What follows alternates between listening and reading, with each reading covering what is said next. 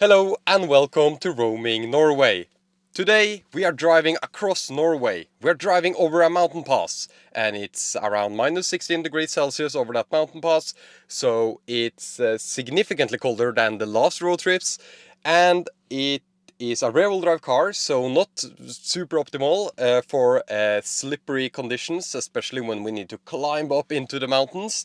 So let's see how this car handles. And not only that, I'm driving to Oslo for a reason, and I'm going to tell you everything in this video. So that will be super exciting.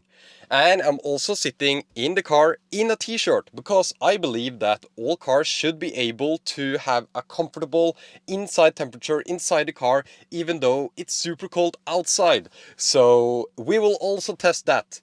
I also was supposed to show you something else, but I don't have the time, so I'll just drive, and while we are charging, I'll show you all the different things that I was supposed to do right now.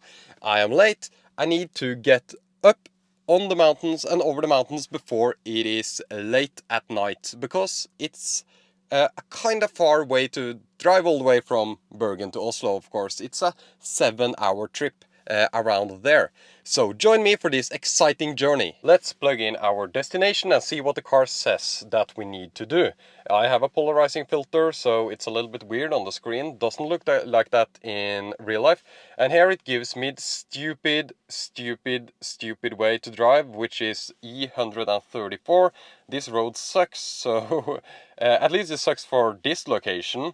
So I'm going to add a stop at Eid Fjord, which is the correct way to drive to Oslo, in my opinion. Everyone has different opinions here.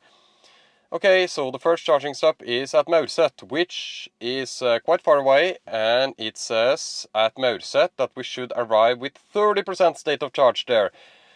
I am not sure if I believe that. We will see. We are at 100% now, or 99%. I'll let the car recalculate. So let's just get on the road and I'll tell you everything about my trip to Oslo and also update you on the stats along the way. I also have the battery temperature here, which is now 12.3 degrees Celsius, which will be important to monitor because the car will precondition to the fast chargers to get as fast charging as possible on this LFP pack. Did you know that clementines is one of the best road trip snacks in the world?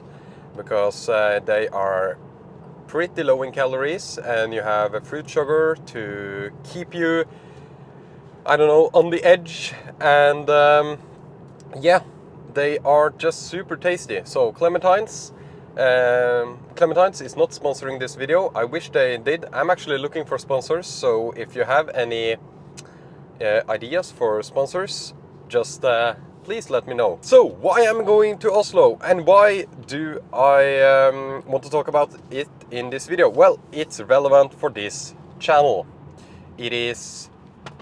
I just needed to take a break here because it's so narrow roads, so you need to back up if someone is coming and stuff like that. Anyways, I'm going to Oslo. Why am I going to Oslo? And why do I want to share it with you? Well, I'm going to eCar Expo 2025, which is an electric car expo in Norway. So they show off a ton of different electric cars. Notably, I think Renault 5 is one I am very excited for. There are so many other electric cars there. Even Lucid is coming. Even some Rivian owners are coming to show off the Rivian. I have, of course, driven the Lucid in the United States, and I've also checked out Rivian already in the United States. But it'll be super exciting to see this on this expo. In addition, like I mentioned, Renault 5 is one of the cars I'm super excited for in 2025. It really looks like a super great little car, and it looks fun. And yeah, there are a ton of other brands there as well. Seeker, I'm very excited to check out Seeker, even though I don't think they will have the Seeker 7X, which has the like 5C charging LFP battery, or 100 kilowatts Quillen CATL Quillen battery, which both charge amazing. So that's a little bit of a bummer, but they still have the 001, and I think they'll have the Seeker X, and yeah, And a ton of other brands there as well. Volkswagen, I'll check out some of their stuff. I hope they have some teasers for future cars. And yeah, Renault will also show off their Renault 4, which is based on the Renault 5 platform. The Ampere platform, Ampere something like that. It's the same platform, but a little bit of a larger car. So also excited to check out that one. So I can't wait to get to the eCar Expo and make some videos for this channel, of course, and also on my Norwegian channel. So there will be parallel content on both channels. We're still 1 hour and 15 minutes away. Sorry, we are actually 2 hours and 15 minutes away from our first charger. And we have a battery temperature of 29 degrees Celsius. So that's up from 13 or 12.5 degrees Celsius when we started. So that's very interesting to see that we have been able to put so much heat into the battery already. The Tesla system is very good at scavenging heat from different sources in the car where we have excessive heat. For example, if I turn down the climate because it's too warm, it'll actually put the cabin heat into the battery. So it's zero waste. It's a zero waste system. Of course there is some waste, but it's a very, very efficient system. And this is what Tesla calls the octobulb. And octobulb basically means that there are 8 different places to route things in the heat pump system. Sorry, the heat pump is actually one of the things connected to the octobulb. And then you have different places to send and receive heat or cooling in the system. So it's very, very interesting.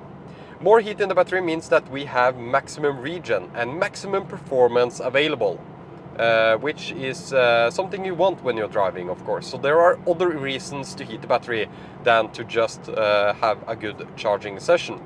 This battery needs about 35 degrees Celsius in the pack to charge optimally, I think even more. So it's still 5 degrees off, but we have so much time to get to the temperature that we need for optimal charging, and the Tesla system knows this. The Tesla system is amazing at optimizing this, and this is one of the strengths that Tesla has that no other automaker has yet, the ability to be so efficient with their systems. So I'm very impressed with this system, of course. I talk about it all the time. There are things that Tesla is good at, there are things they are bad at, but heat management is one of the things that they are very, very, very good at, and they excel at it. So even though we have an LFP pack, put this pack in many other cars and they would actually have problems getting it up to temperature in an efficient way. The Tesla does it absolutely no problem. So very, very good and very impressed with that. But we will see at our charging stop if we are able to pull the maximum 170 kilowatts that this pack can take. And depending on our arrival state of charge, that might not be possible, but it will be very, very interesting to see how this works. Wow, the battery temperature is now 33.8 degrees Celsius. That's quite a lot for this battery, for considering that we are 2 hours away from our first charging stop. So quite interesting to see for sure.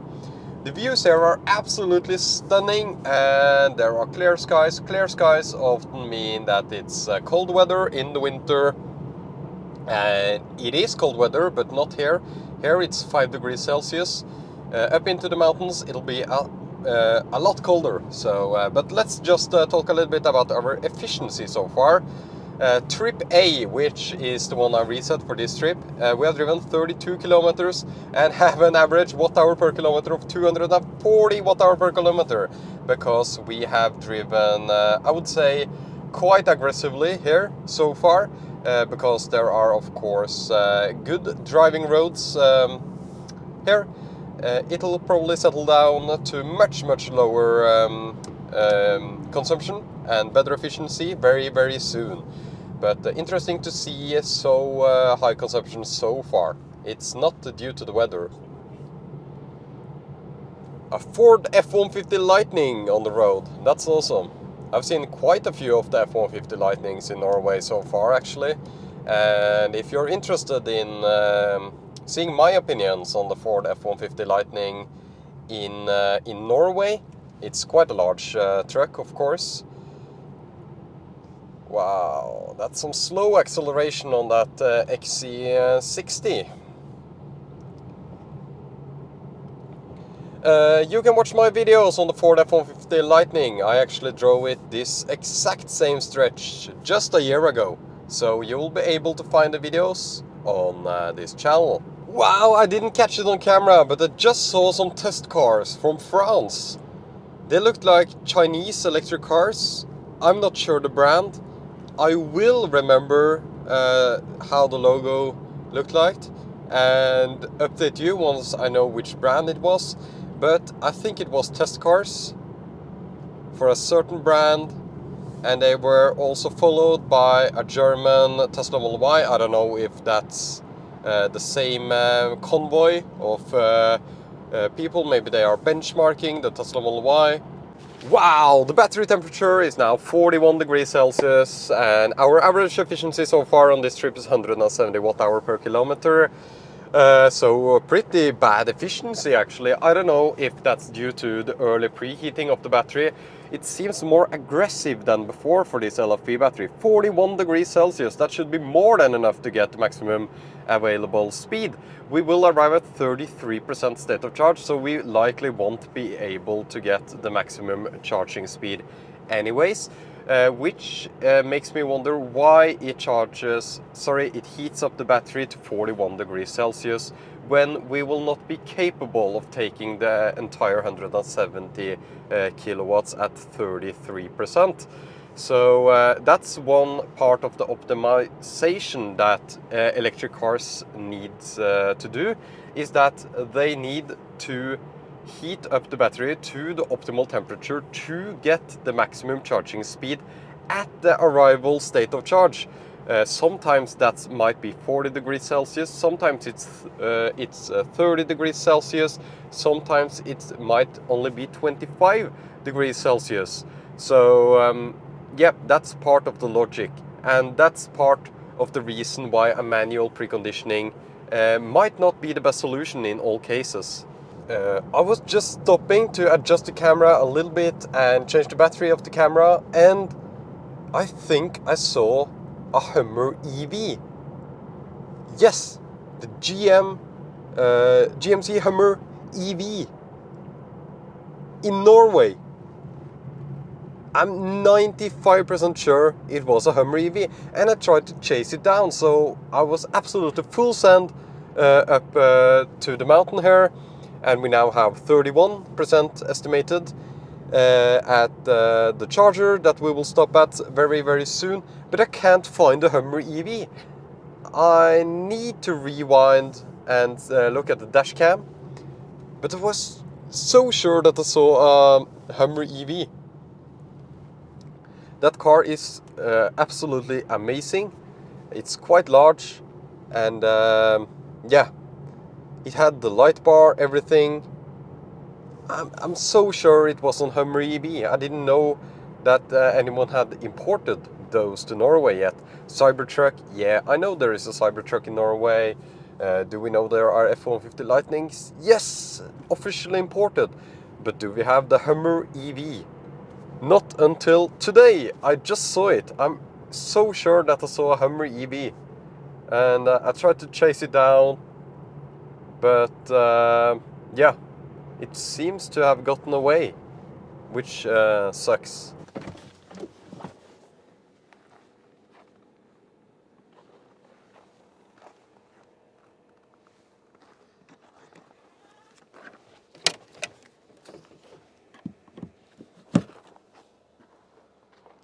Uh, 140, 150, 156, 160, 170 kilowatts at 31%. Wow, that's quite impressive actually. And we have a battery temperature of 40 degrees Celsius.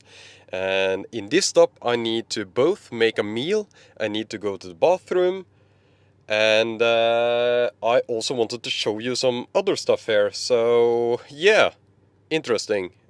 If I don't think I'll be the bottleneck here. By the way, with this sexy knob I can adjust the regen of the car, which is very nice when it's slippery outside and if you're not used to one pedal driving, it can actually trigger a little bit of slip.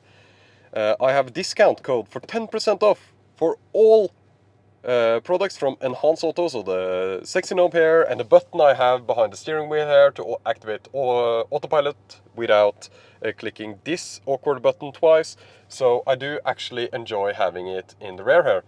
So check the link down below to go to Enhance and use the code ROAMING. There's a link down there as well, and you get 10% off. So why not use the chance to get yourself some nice gear from Enhance Auto. And I absolutely love all this stuff. And how I have configured it is regen, slip start. I use slip start when driving up, when I need extra traction or digging uphill. I can move the passenger seat here, and the dome lights, I can turn dome lights on or off, like you can see, just by clicking these buttons. Absolutely a fantastic product that I absolutely recommend. Let's do some cooking. So this is Greek yogurt. Okay. Now you know the first ingredients. I don't know. I like Greek yogurt. If you don't like Greek yogurt, you can use any other yogurt. If you don't like yogurt, just go to McDonald's or something. This is honey and some agave, I think, so basically sugar, but I'll add like, I don't know, 2 tablespoons of that or whatever.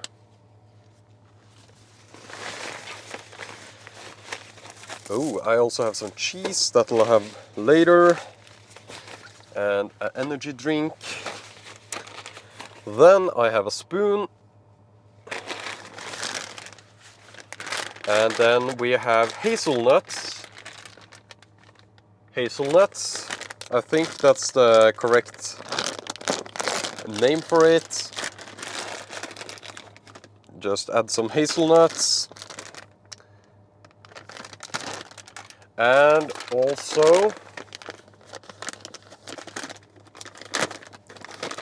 some walnuts. Walnuts. Here. And then you just get this together and you have your meal. So this is the main meal for today. I might stop to buy something. I might need a burger or something with a little bit more substance. But there is quite a lot of food in this one. And it's quite large, this with Greek yogurt. Actually it's like 2 portions, I think. But it can be just 1 large portion. And the light is blinking, which I don't know why, but my Tesla Model 3 has always had blinking lights from time to time. But yeah, let's try this.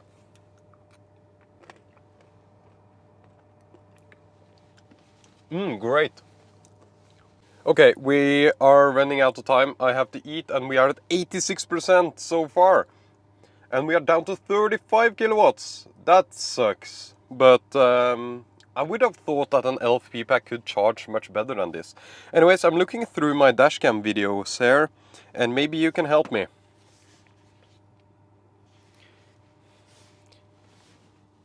So I go off the road here to change the battery in the camera, and then this guy, a Hummer, I'm 100% sure it's a Hummer, with a front light bar, comes driving, and then he passed me. Oh, baby wheel cheese. Baby wheel cheese is amazing.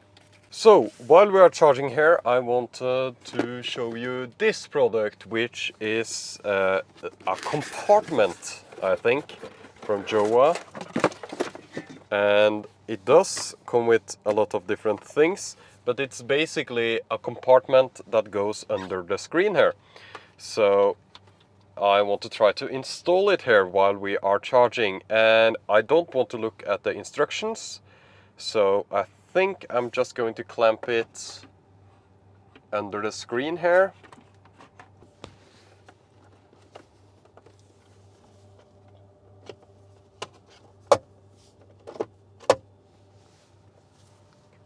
There we go. A little bit finicky, but it sits quite well and doesn't sound like it'll rattle. Maybe it will, but we will test if it'll rattle. So then you have this compartment that you can put your phone if you don't want to have it on the wireless phone heater. There we go. You can have phones, but the real test is if you can have clementines. So there, and yeah, there we go. And here you have your emergency clementine. Nice. Anyways, this compartment is available on joa.roamingnorway.com if you want to use my discount code. What's also included here was some charging cables and a little power thingy, so you can get like more USB-C ports out of your one USB-C port. You can get one USB-C port to 20 watts, 30 watts and a USB-A port, so that you can inside here have more charging ports, which is nice. So this was included as well. joa.roamingnorway.com for a discount code. Okay, then we are actually ready to go, and we are at 92%. I didn't even have the time to do everything I was supposed to do, but now we are driving into the dark, up into the mountains at 92% state of charge. Our average efficiency for this trip has been a terrible 196 watt-hour per kilometer so far. So let's see how this develops as we move into the night. Here is what I mean is the problem with the automatic high beams on the Tesla Model 3 Highland. They don't automatically engage now. I want high beams now, and I know they will engage in a few minutes because then it's dark enough. But right now they are not active, and that's a security issue because there can be animals in the road here. So I would really like Tesla to see Tesla tweak the algorithm for how dark it has to be before they activate.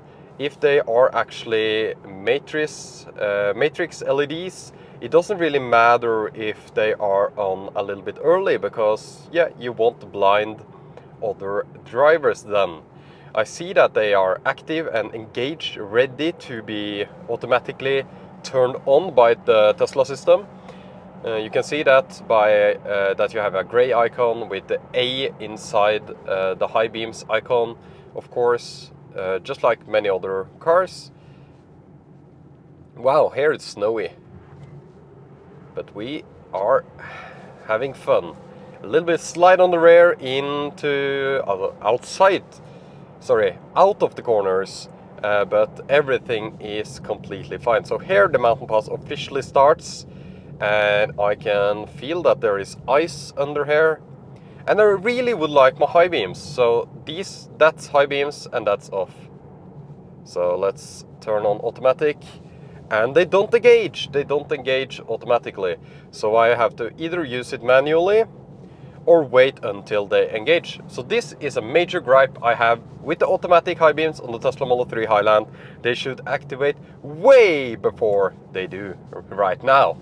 The automatic high beams are still not on, and I think Tesla should have turned them on way before this. I will of course do it manually when I see that it may cause a dangerous situation, but right now I'm able to see and it's fine, and we have the snow to light up a little bit here, so it's okay. But yeah, major gripe with the automatic high beams on the Tesla Model 3 Highland at least. What's your experience with the high beams in Tesla? Do you think they are good, bad, or somewhere in the middle maybe. Anyways, for rear-wheel drive in these conditions, I can feel that it's slippery outside. When I go out of corners, it'll slide. Even when I go into corners sometimes, or when I just accelerate, you will get the traction control blinking, meaning it tries to gain grip for the rear wheels. And yeah, that's a rear-wheel drive car for you.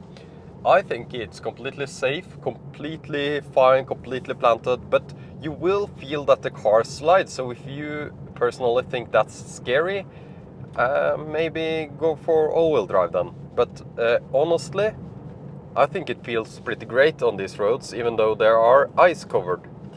So here we can see that the snowplowers are enormous. They are so huge, the snowplowers. They are like, I don't know how to explain. They are not like normal tractors that are driving around on farms. They are enormous, and they need to be, because they need to remove meters of snow in the winter here. So quite interesting to see those. I love those machines. They, of course, don't only make the roads like actually drivable, they make it generally safer to drive as well. They remove so much of the snow that we almost get asphalt to drive on. But not here. Here it's ice and snow and slippery and minus 10 degrees outside. And now Tesla has decided to turn on the high beams. Now it's dark enough for Tesla to have the high beams on. Well, better late than never. And they actually, yeah, they just work very great. Nobody is blinking at me when I use the new Tesla high beams on the Model 3 Highland, so that's great to see. They light up fairly well. There are other cars that have better high beams, many other cars that have better high beams, but they are pretty great for like the price of the car, and considering that they aren't even an extra option. So here we have another snow remover and 2 cars, and the high beams automatically turn back on once we have moved past the other vehicles, and I mean the zones. So it's real matrix LEDs, and they work fantastically well in my opinion when they decide to turn on. My only gripe is that they should turn on earlier. Wow, I can't see anything. It's so much fog here. I didn't expect that. So when you have high beams on, you usually get decreased visibility if there is fog outside. In this case, I think it's worth having the high beams on, but that's something to actually consider when driving in bad conditions like this, if you actually should have your high beams on or not, because the fog will reflect the light back into your face and you will see less. That's also the case in heavy snow. But right now we are a little bit under the speed limit, but I feel very confident in driving here. No scary situations. Of course, it's into the minus degrees. It's like -7, -8 degrees Celsius outside, which means that the snow is dry. Dry snow is a pleasure to drive on. Dry snow is predictable, and while it can be while it is more slippery than bare asphalt or other conditions, road conditions, actually dry snow is very pleasant to drive on because it's predictable and not that slippery. You have to have winter tires, of course, for that to be true. But dry snow is one of my favorite driving conditions, because you can slide a little bit if you want, like for the fun factor, without having any kind of danger associated with it. Like if you have wet snow or ice, or worse than that, black ice like you get on coastal roads when it's very, very cold outside. That's scary. But this is completely fine, and rear-wheel drive suits me well here. I of course use the Autopilot 10 EV winter tires, which I personally think is the best winter tires in the world. And I'm not sponsored by Nokian. I wish I was sponsored by Nokian, because yeah, everyone wants a sponsor. That's just absolutely fantastic. That's an ID7 with EN number plates. EN is the newest number plate in Norway. I have EJ, so now my car is obsolete. No! Anyways, the fog and the high beams are kinda working against each other here, but the dimming zones work is perfectly fine when cars are coming in the opposite direction. Very, very impressed with the performance of the high beams once they are actually activated, and I don't feel like they turn off and stuff like that. When it's dark outside, they turn on and they stay on the entire night, so that's nice. I just wish they turned on a little bit earlier, and I trust Tesla to tweak that with software updates. You can see here, completely fine, and the high beams are on in that location again. While we are behind this Polish truck that has, I don't know, I don't know what he is doing here, on top of a Norwegian mountain pass in at night, but it's fine by me, no problems. And I want to go through the efficiency that we have had on this trip so far. 203 watt-hour per kilometer. That's pretty bad, I think, for this car. And I think there is a combination of course, that it's winter outside, it's slippery, and of course the air density, not that important in the speeds that we are doing here in Norway, unfortunately, but also important to note. But I think most of the range in the winter is lost by the traction on snow and ice. Regardless, 203 watt-hour per kilometer, not that great. We have seen much better with this car before,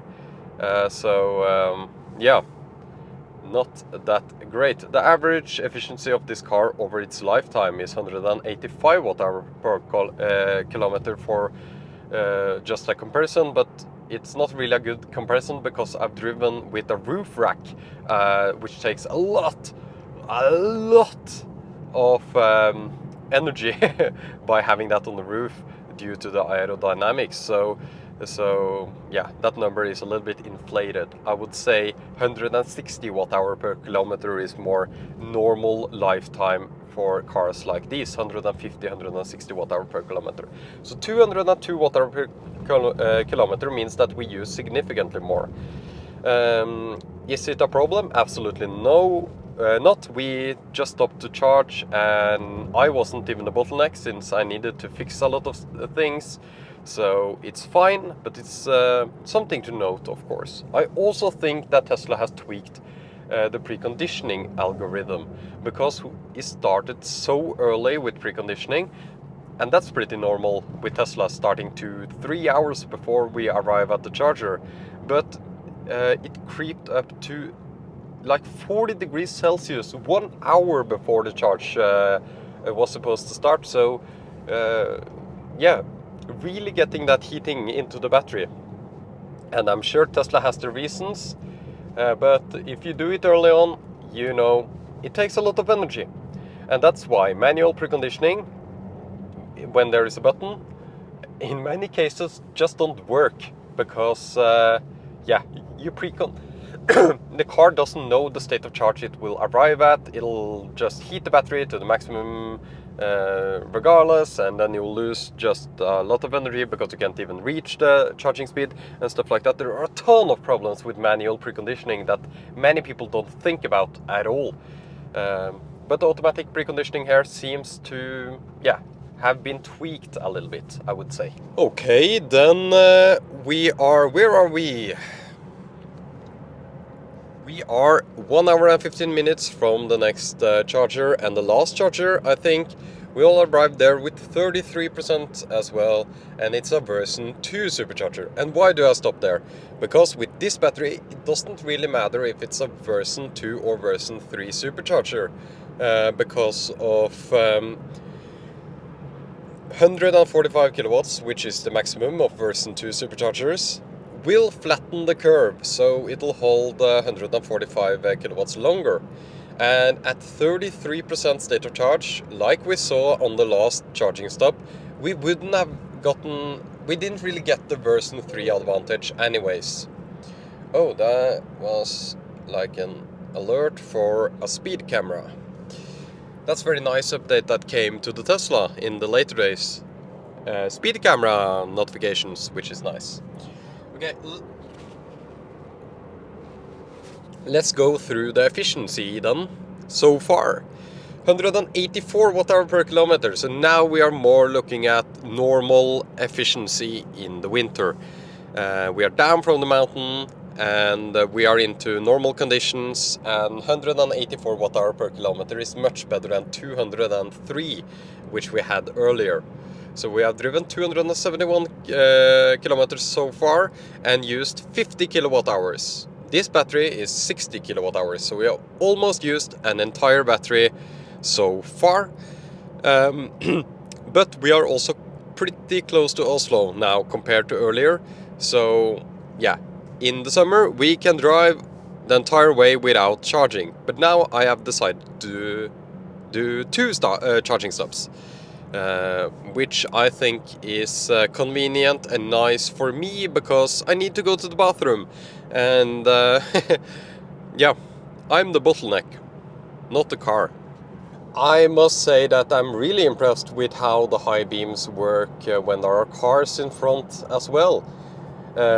It lights up the ditch just like you are supposed to have light up, in case of animals of course, and it just blends and just turns off when there are cars coming in the opposite direction, and nobody is blinking at me, so perfect execution on the Matrix LED headlights in this situation.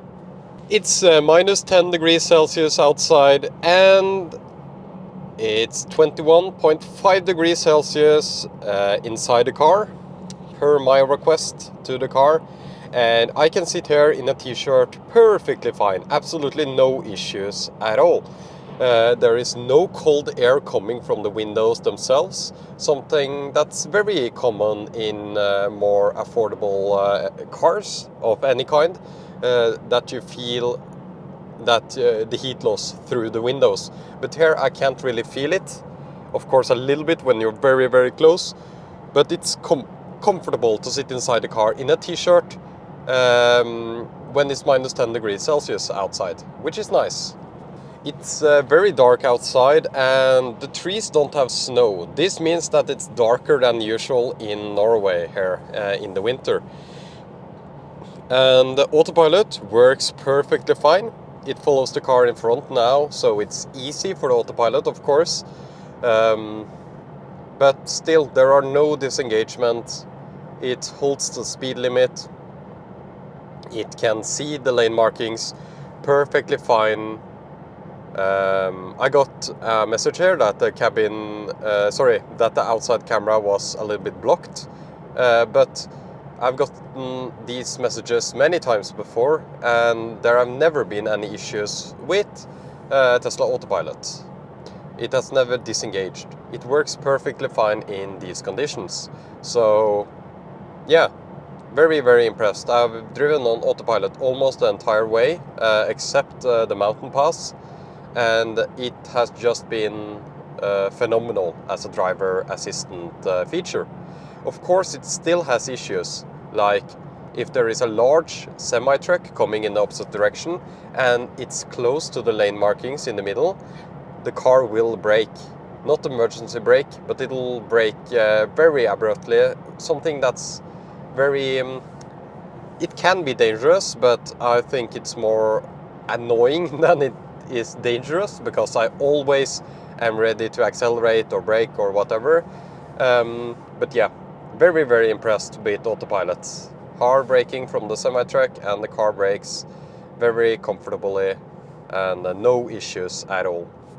Just plugged in here, 136 kilowatts, 140 was the maximum I think, I don't know, I just plugged in here. As I was saying, 136 kilowatts at 44% is not class leading or anything, but it's fine just for charging here.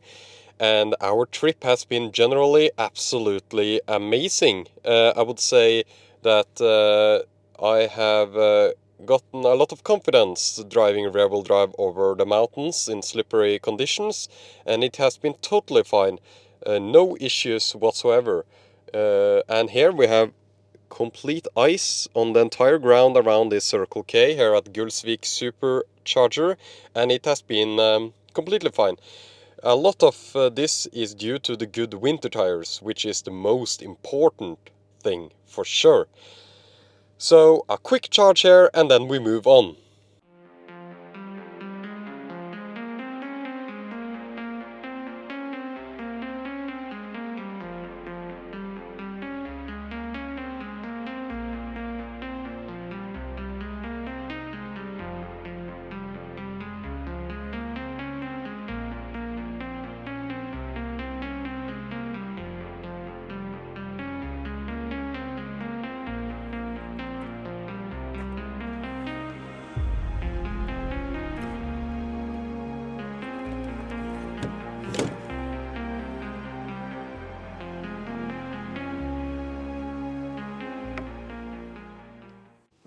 Okay, let's get on our way. I think we stayed here for way longer than we needed to.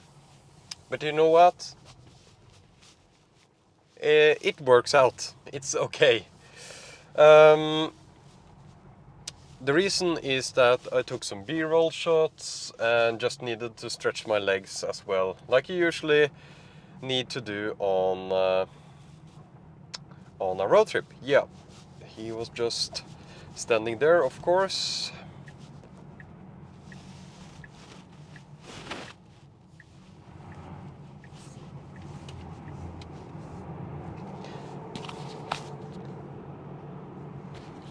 You know, this rear-wheel drive got some power as well. So we stopped to charge at Gulsvik Supercharger, and we charged from 38 to 69%.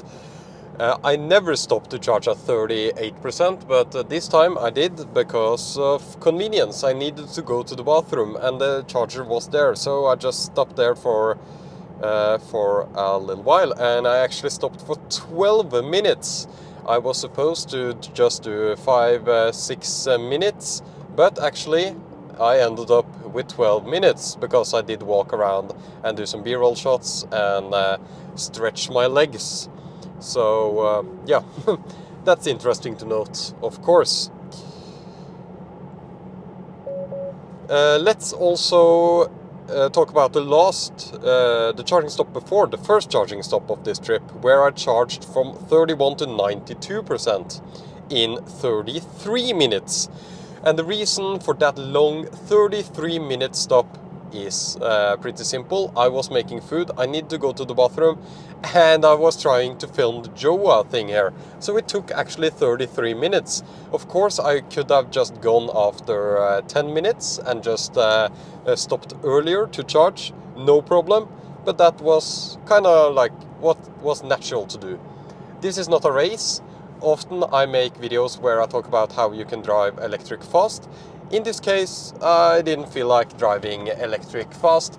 And with these two charging stops, it basically means that I stopped for 45 minutes on a 7-hour plus drive.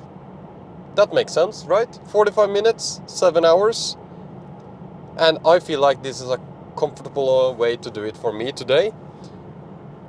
Yeah, it works pretty fine, and I'll have a buffer once I'm home. A buffer of 30% state of charge actually, which is insane. So yeah, interesting for sure. What surprised me with the charging sessions today most is that it only took 35 kilowatts at 90%. For example, the BYD Blade battery will take way more. I think it can take 80 kilowatts at 90% or something, instead of 35 like this one, which is very interesting to note the difference between these two LFP batteries. Very impressed with Autopilot in Norway. I must say that it's annoying when it breaks randomly sometimes, but it's not emergency braking, it's just an annoyance. For the most part, and for the most hours of this trip, this has been phenomenal. It takes all the curves, it doesn't react to opposite direction traffic, it has just been very, very stable for me lately. I have seen an improvement over time as well, and the main improvement is something that came over a year ago, is that you can go 10 over instead of just 5 over when you have traffic in the opposite direction. But here it works pretty well, and it takes the curves in a comfortable manner, and I must say that I am very, very impressed with the system. We are close to our final destination. So today we have driven 475 kilometers. We have used 83 kilowatt hours. And you already know that this car has a 60 kilowatt hour battery. So for our trip all the way from Bergen to the Oslo area, we have used 83 kilowatt hours. So we have used more than one battery. And this is due to our efficiency, which is 175 watt hour per kilometer. So that's an easy calculation to make. The efficiency has not been amazing, but not too bad considering the harsh winter conditions, I would say. Pretty cold, not extremely cold like I foresaw, but yeah, there are still generally been cold, and we have also driven pretty hard over the mountain pass. So yeah, 475 kilometers, 82 kilowatt hours used, and 175 watt hour per kilometer. And that was this trip from Bergen to Oslo that I wanted to share with you. And I've talked about how it is to drive in a t-shirt, and how the car is able to keep its heat, and how often we need to charge, and how fast we charged, and a couple of other things in this video which I thought was useful for you to see. Now I'm going to eCar Expo tomorrow, and I'll film a lot of videos there and make them available on this channel, so stay tuned for that. Thank you so much for watching Roaming Norway. If you want to buy a Tesla, you can use tesla.roamingnorway.com. If you don't want to buy a Tesla, that's completely fine and understandable.